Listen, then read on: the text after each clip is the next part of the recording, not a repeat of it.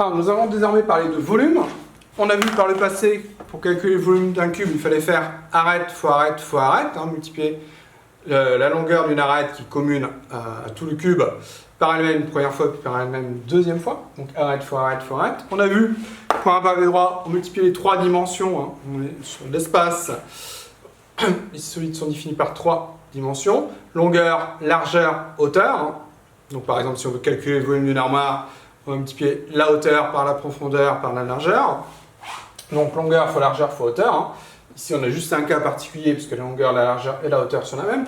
Et en fait, la formule elle va se généraliser. Par exemple, pour calculer le volume d'un prisme droit, comment on va faire? On va calculer la hauteur multipliée par l'aire de la base. C'est-à-dire ici l'aire de cet hexagone et ici l'aire du triangle. Autrement dit, la formule de volume d'un pavé droit, ça va être l'aire d'une base multiplié par la hauteur. Si la base c'est un rectangle, on retombe sur le cas du pavé droit avec longueur fois largeur, l'aire d'un rectangle. Donc volume d'un prisme droit va faire l'aire d'une base fois la hauteur. Et c'est la même formule pour un cylindre de révolution. On fait également aire d'une base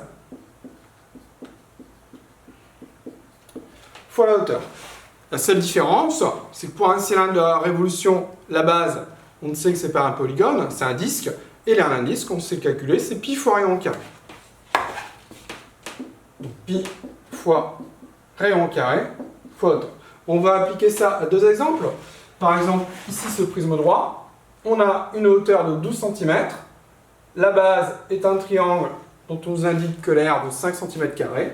Donc pour calculer le volume, tout simplement, aire de la base, c'est-à-dire 5, la hauteur 12, 5 fois 12, 60.